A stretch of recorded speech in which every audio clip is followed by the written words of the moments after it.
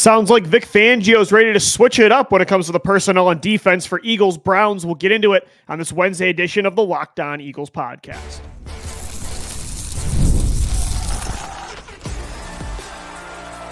You are Locked On Eagles, your daily Philadelphia Eagles podcast, part of the Locked On Podcast Network, your team every day. Thanks so much for making Locked On Eagles your first listen each and every day. Welcome in, Eagles fans, to this Wednesday edition of the show. I'm Louis DiBiase, joined as always by Gino Camilleri. We're brought to you by Prize Picks. Go to prizepicks.com/LockedOnNFL. Use our code in all lowercase, LockedOnNFL, to win $50 instantly when you play $5. Gino, exciting news for Eagles Browns. It's something we've been calling for weeks, and we've been calling for it since I feel like July. This was the starting lineup that I preferred from the jump, and it's investing these first and second round picks in cornerbacks and then playing them. Quinyon Mitchell did get the boundary job. He's been crushing it the first month of the season, but Cooper DeJean, we know, suffered that injury in training camp, missed most of July and August. So Vic Fangio kept saying every single week, he's getting there, but he's still behind. Like, he's not quite where we want him to be. Well, after the bye week, it does seem like Fangio is ready to put Cooper in the nickel position over Avonte Maddox. That's according to Jeremy Fowler of ESPN. And this is a great move, man. Like, Avonte's had some ups this year. Like, I thought he had an okay game in coverage against Atlanta. I thought he was solid in New Orleans, but he has been their weakest link in the secondary this year. Two teams have shredded him. He hasn't been a great tackler in the run game, in the passing game. It's time to play the second round pick. Like, it's been long enough, and I'm glad Fangio's doing it in what, again, I think is a must-win situation. Is it not ironic that the first game of the season that Lou DiBiase is going to be attending also happens to be the first game that Cooper DeJean is going to start for the Philadelphia Eagles? But no, I'm happy that you are going to get to see him down in Cleveland, Lou, because I think the entire organization, I think fans included, have been waiting for him to get on the field. And yeah, the one thing that you and I kept going back to was, like, we have to avoid 2018. We have to avoid 2019, where you just kept bringing in the Ronald Darbys of the world, the Cravon LeBlancs, the Nickel Roby Colemans for all intents and purposes. And we were scared that James Bradbury and Avonte Maddox, those guys might have that same effect to keep these guys off of the field. But Quinyon Mitchell, he comes out there, he wins that job, and he looks like the best guy in that secondary.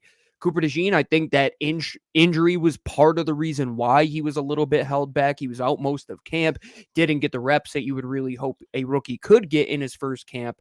But now he seems to be ready, Lou. You're a month into the season.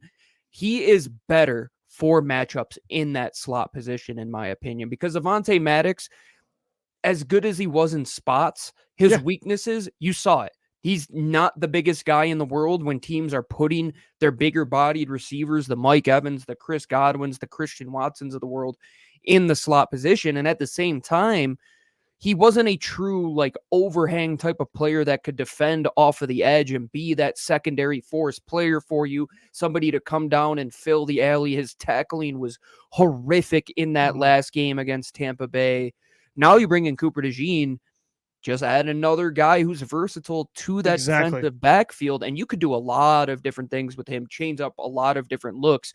It was almost like we got our three guys, Avonte, Q, and Slay. We're going to put them out there, and that's what it is, and they're going to defend whoever's across from him. Now, does Cooper allow you to play more matchup-based because he kind of fits what those other two guys do? I think so. Really a true keep him in the nickel position. He played everywhere at Iowa where you can move him around. I was going to say, he wasn't a slot corner at Iowa, so if you want him moving on the outside because you want Quinyon Mitchell on Amari Cooper or somebody's best receiver and you want him roaming inside and out, you know that Cooper can go anywhere around the field as well, Gino. He's not your traditional slot guy. And I think sometimes, you'd like a quick twitch player like Avonte Maddox inside, especially if there's a smaller, more explosive slot receiver with those choice routes that you're guarding. But to me, like, the modern day NFL, there are so many different types of slot receivers now, and there are so many different number ones now that play on the inside. And we saw the issue with having Avonte inside against Tampa Bay. When you get bigger players like Chris Godwin and Mike Evans in there, that's a significant mismatch. And DeJean, like, is he as twitchy as Avonte? No, but he has great straight line speed. He's a much better tackler. He's physical. And yeah, like I kind of want to say he's matchup proof based on his abilities. There's not one kind of receiver I'm saying, oh no, we got to make sure DeJean is not on that player. No, you make a great point that the kind of matchup proof is really what you want in these secondary players, to where you don't play with one hand behind your back. And that like really you said, they're like. pseudo linebackers. You got to be able to tackle and run fit the way Cooper did in August. And I think he's only going to add to what you have in that secondary when it comes to a tackling perspective. Him and Reed Blankenship should be surefire tacklers for you on the back end. Chauncey Gardner-Johnson, if he gets it going, now you have three really good safety / nickel cover guys that can play multiple different positions for you. And I'm just most excited to see this breath of fresh air at the position. Somebody that is younger. He does have a future in Philadelphia. Avonte Maddox, the writing was on the wall. Like, they released him at a higher number to bring him back at a lower number, and he was playing exactly like he was last year, which we were saying at that level was a replacement level football player. And you don't go out and draft two guys in the first 2 rounds if this wasn't the anticipation that at some point both of them were going to be on the field. And now we get to see it. Like, this is going to be the first glimpse that get to see of this potential number 1 corner, number 1 do-it-all type of guy on the back end. It'll probably be a little bit rough in spots for sure. It's his first ever. But, it's been rough anyway, so might as well have the second-round pick. Player, baby. See if he can sink or swim at this point. Yeah. That's what it's got to be. No, I agree. And I'm curious to see kind of what role they use DeJean in. Like, is he just in the slot? Do they move him around? Like, are there times that now Quinyon and Slay are doing different things? I'm not so sure about that to start right away against Cleveland, but as the season gets going more and more for Cooper and the rust kind of knocks off and he's not showing those growing pains as much, then you can start to get more creative. So I think it was about time. And I think this isn't some 5th or 6th round pick. This is a second rounder you traded up for that had first round talent. So I think it was like way too late at this point, honestly, for me to see him on the field. So I'm glad at least we're getting it in October. I do wonder, Gino, if this is going to spark, like this is just the first move in a line of moves where Fangio starts to switch things up on defense and says, we need to be younger and faster. Like, is Jalyx Hunt going to start playing more now? Jeremiah Trotter Jr., Devin White's gone. If Nakobe Dean's up and down, do we see Trot more? I do wonder if this is just like the first domino to fall, if the defense continues to place, the up and down ball they've been. Nick Sirianni did mention that Jeremiah Trotter, with the release of Devin White, he would be that backup Mike backer in that situation. Jalyx Hunt, the hand-picked draft pick by Vic Fangio, I'm sure he's chomping at the bit to get him off the field and say, I'm sick of trying to use Bryce Huff. Let me use my guy. But that might be the way forward with this team, man. Like, it's almost like in baseball, where you're just sitting there with this like old veteran team and they bring up a guy from AAA and then all of a sudden he's the hottest hitter on the team. You're like, wait, maybe a couple more of these guys can do this. And that's kind of what the Yankees did this year to a little bit of an extent. And for football, man, like, you got to be able to run, and Avonte couldn't run, and you got to be able to tackle, and Avonte wasn't the best tackler in spots. And you have to be, I think matchup proof is the best way to identify hopefully what Cooper DeJean is going to bring, because he should be able to cover tight ends. He should be able to cover running backs. He should be able to cover wide receivers. He can cover everybody from a matchup perspective based on his body profile, his line of work in the past, his short area quickness, his straight line speed. I'm just excited to see him out there because I think he's a guy that's going to capture this opportunity and run with it. Like, I don't think there's any looking back to where we're saying, do you got to bench Cooper DeJean later in the year? It might be a couple hiccups here and there, but he's going to be somebody that when they learn and see the things they did wrong, his football intelligence is going to put him in the right spot that next time around. And, I do wonder if, like, you mentioned, and that's what I was talking about earlier, do they do different things with DeJean now? Is it always just he's covering the slot receiver, or is it, hey, this team has a really good tight end or a pass-catching running back? Do we kind of use him in a Malcolm Jenkins role? And now that Sidney Brown is back, that's the way you use him. Yeah, like, that's kind of the player we want him to be, and not just a slot receiver defender. You know what I mean? Agreed. And you can do with, like, Sidney Brown now practicing again. Sidney Brown back. You can use him as that number 6 defensive back. You can pull him down. Or Chauncey Gardner-Johnson, Reed Blankenship, and roam Cooper around. I hope eventually that's kind of the role for him. That's what I think it should be. And a big reason why you were handcuffed with Avonte Maddox is because he couldn't do a lot of those things. And I think Correct. what Vic wants to do on the back end in his cover 6 world is be able to be creative, be able to move these guys around and present a lot of different looks on the back end. And that's why it was so frustrating in that Tampa game. It's like you're tipping your pitch before the play is even kicked off, and you need to get out of that mindset. And hopefully this is just one step in the right direction.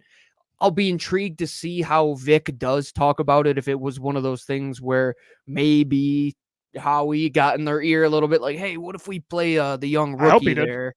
I mean, I hope he did too. Like, let's say your defensive coordinator is like kind of numb to that idea. Well, maybe we have to address that at a different point in time, but it's good that he's on the field, because currently what was going on was not working. It just was not working. Outside of that New Orleans game, you played one good game out of 3 in the defensive secondary. So we'll see moving forward how it is. Quinyon Mitchell and him, though, I think a lot more opportunities to make plays on the football. I think that's when they're going to start to come, is when these young guys get back on the field. Starts with Coop. Sidney Brown's going to be back before you know it. These guys are going to come in and they're going to be rip-roaring and ready to go, in my honest opinion. Yeah, and it's a good first test for Cooper DeJean. Cleveland doesn't have an elite receiver trio, but it's a lot of names we know and a lot of talent. Amari Cooper, Jerry Jeudy, Elijah Moore, David Njoku at tight end as well. So the young secondary's got a tough test on Sunday. Let's get into that matchup coming up next. The game wreckers that the Eagles need to watch for Cleveland.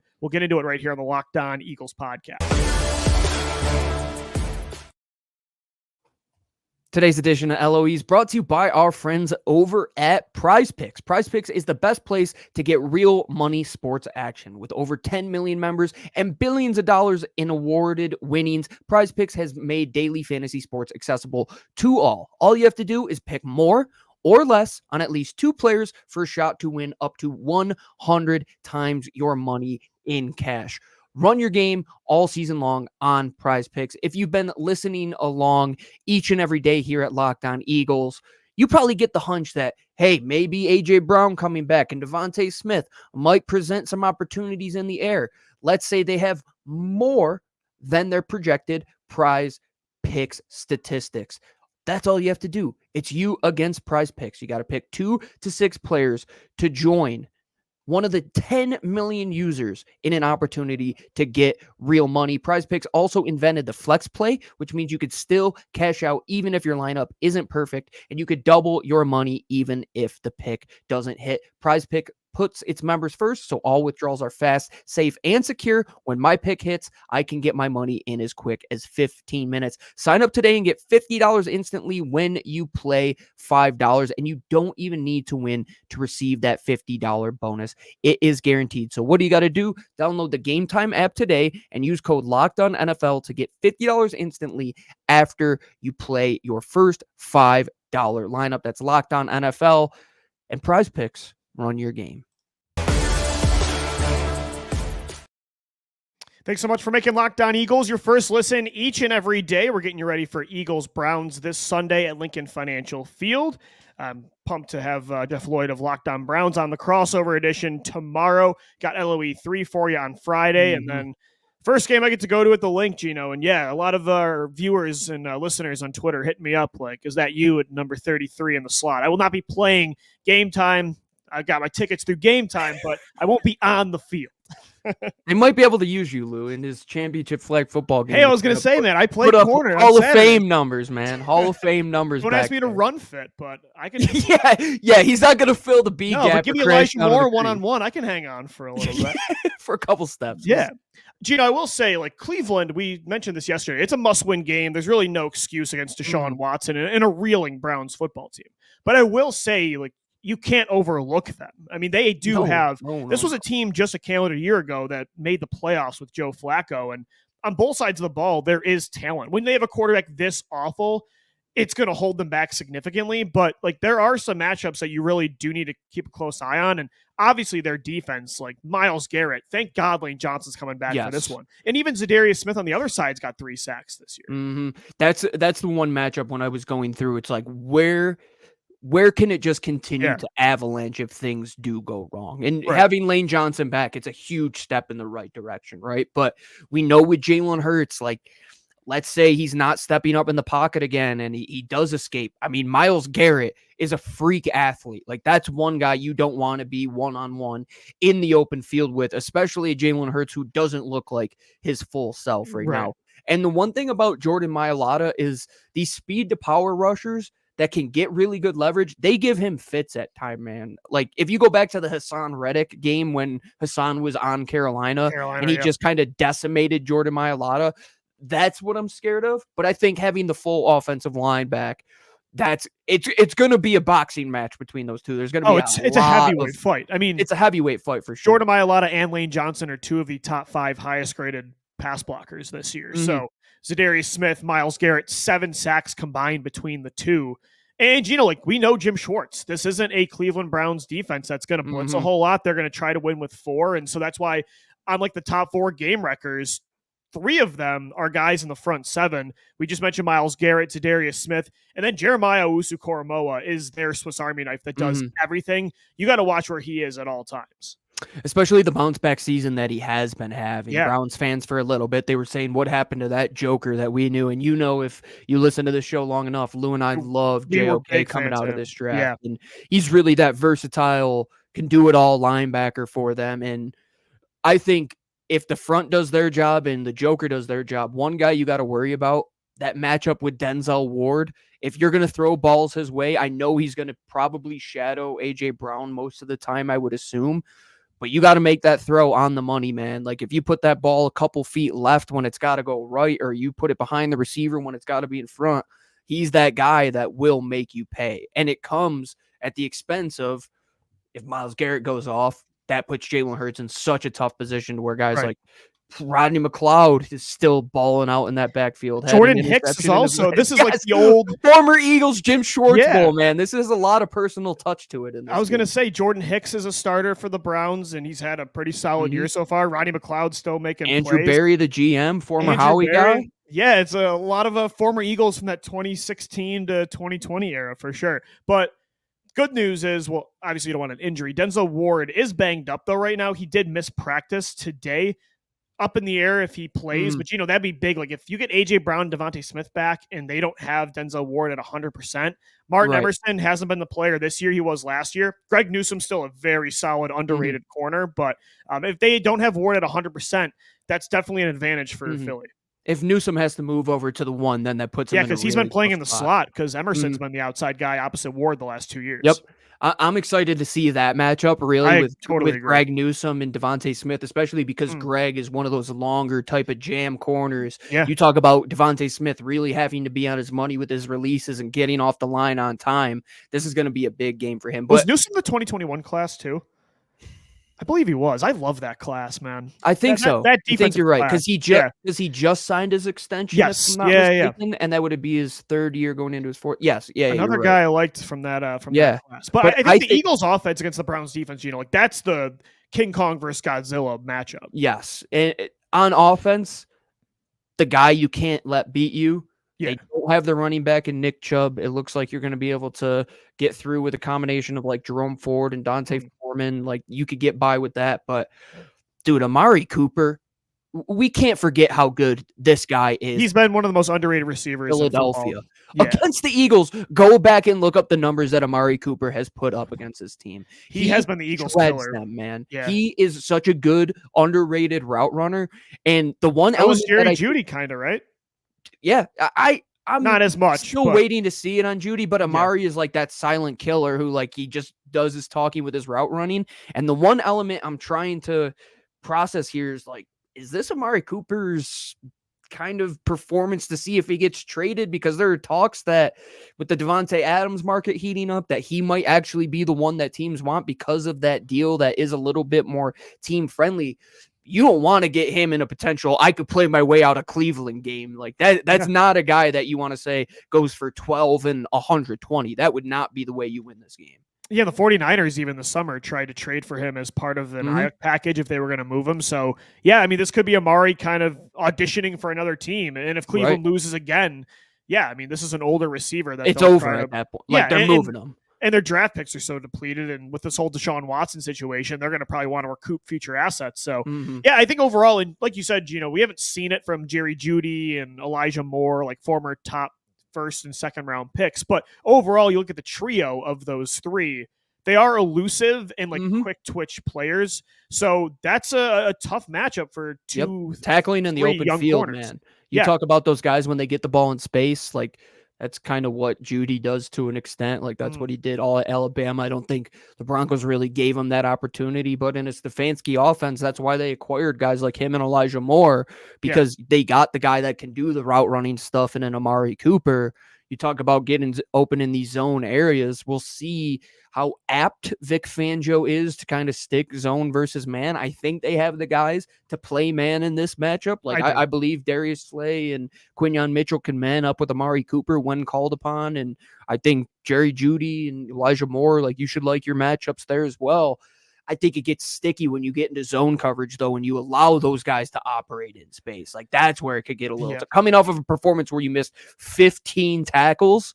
That's got to be at the top of your mind. I just want to dare Deshaun Watson to beat me with. I don't want to give him any space. Like 100%. Even if it's a one-on-one go ball, make Watson put the perfect ball placement over Quinyon or DeJean's shoulders, like to Jeudy or Cooper. Like these three receivers, I think, are all talented and can have success, but again, the quarterback has been so inaccurate that I don't want to give him anything free. Like I just want to make him earn. That's why you play man. Like get up to the line, play man, press, and blitz, go, let it go. Just get in. It's like just continue to fasten this guy's clock as if it's not already sped up more than anybody. So yeah, I really hope Gino I believe they won't have the same strategy. And I think the Cooper DeJean start over Maddox is a good sign of change. They better not have the same mindset that they had with Baker Mayfield. They better not. No free releases. That's the name of the game. No free releases on Sunday against the Cleveland Browns. Yep. We'll get into agree or disagree coming up next. A question about Nick Sirianni to wrap up the podcast. Don't go anywhere. We'll be right back.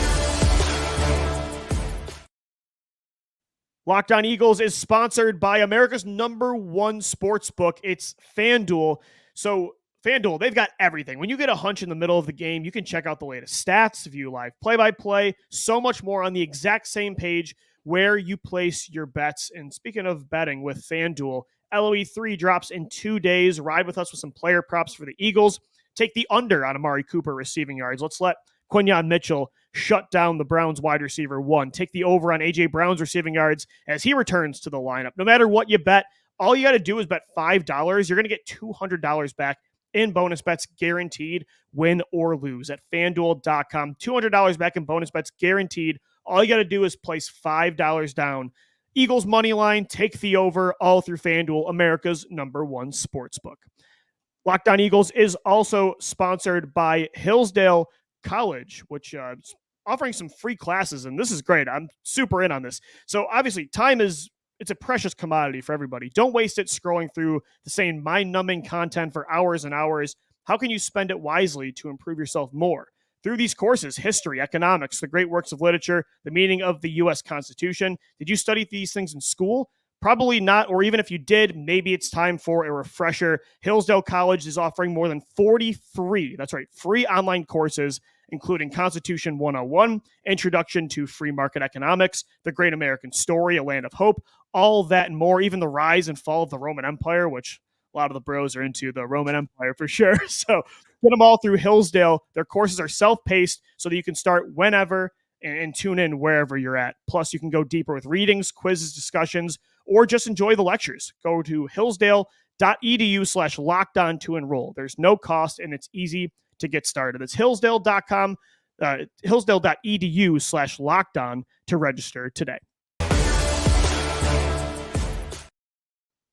All right, we're wrapping up this Wednesday edition of Locked On Eagles. We're going to switch up what's more likely, Gino, to agree or disagree, and it has to do with Nick Sirianni. Obviously, yesterday we mentioned this is a massive game against a 4 just bleeding football team with a quarterback that feels just dead in the water. This might be like the toughest situation a team's been in NFL history at this position. It's at home, coming off the bye week. All your stars are back in the lineup healthy. Like, you can't lose and go to 2-3.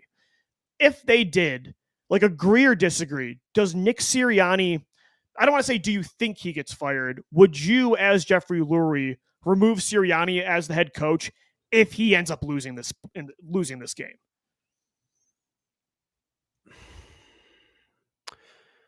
Agree. You would pull the plug.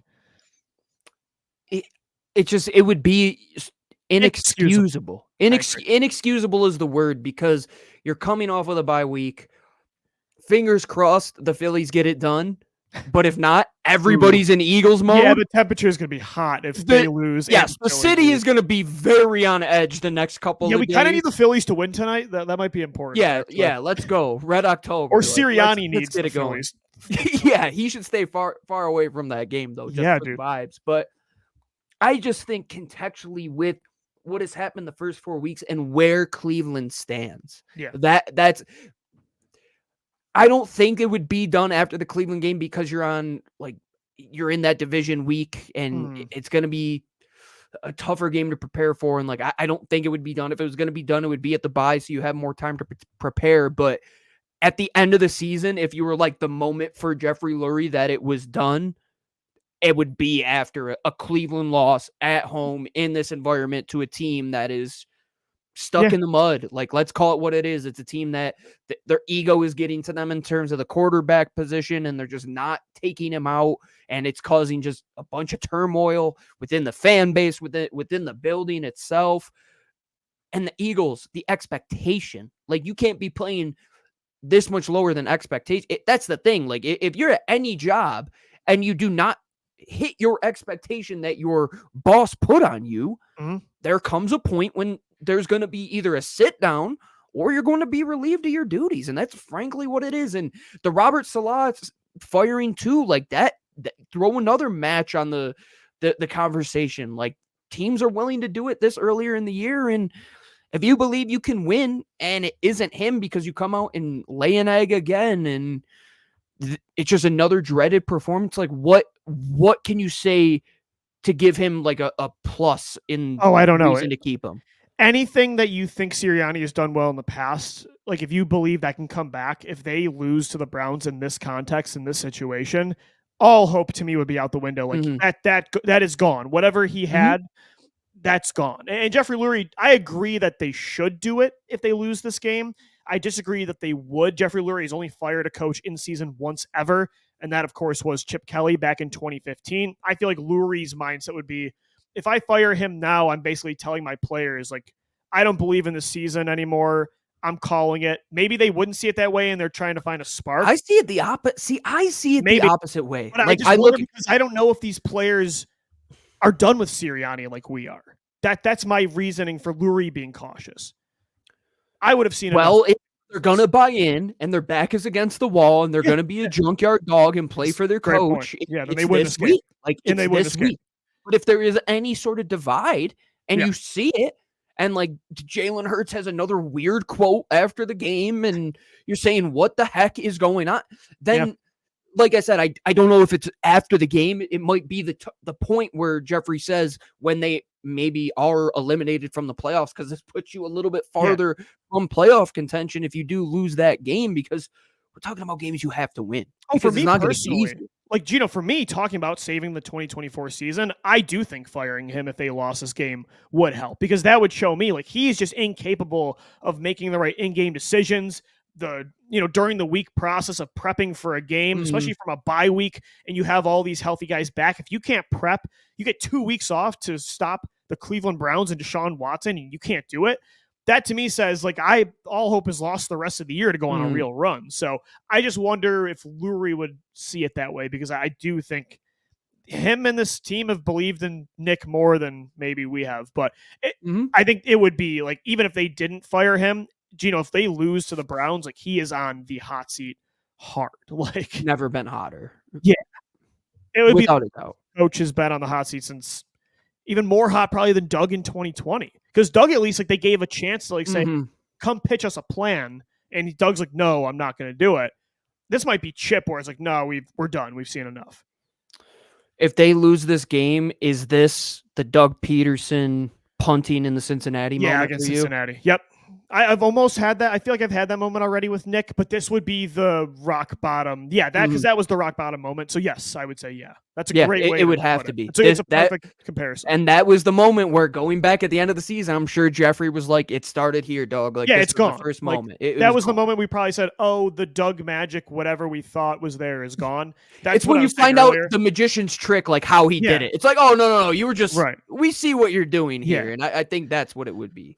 I hope that's not the case. I really hope this football team wins. I got a good feeling, and I think as badly as we're talking about it, Lou. Like, I do have a good feeling. Like, you got everybody back, man. Like, you're gonna put 2 young guys into that defensive backfield that are really gonna invigorate some juice. The bad boys, I mean, it speaks for themselves. Like, you needed them so badly. Lane Johnson, 65% win rate to 35% win rate when he's out of the lineup. Like, you need him in there. Good vibes for Philly, but for Nick Sirianni, he better be clenching, my friend. And the Browns too, like statistically, they're 25th in run defense this year. Like, they're not super elite in that way. They have banged up corners. Yeah, I agree. Like, the Eagles should absolutely win this football game on Sunday against a bleeding Browns team. We'll get it more into the matchup tomorrow, crossover Thursday with Jeff Lloyd of Locked On Browns, LOE3 as well for you Friday. Thanks so much for making Locked On Eagles your first listen each and every day. For Gino Camilleri, I'm Lou DiBiase signing off. Thanks as always for downloading, watching, and listening, and let's go Birds. Fly, Eagles, fly.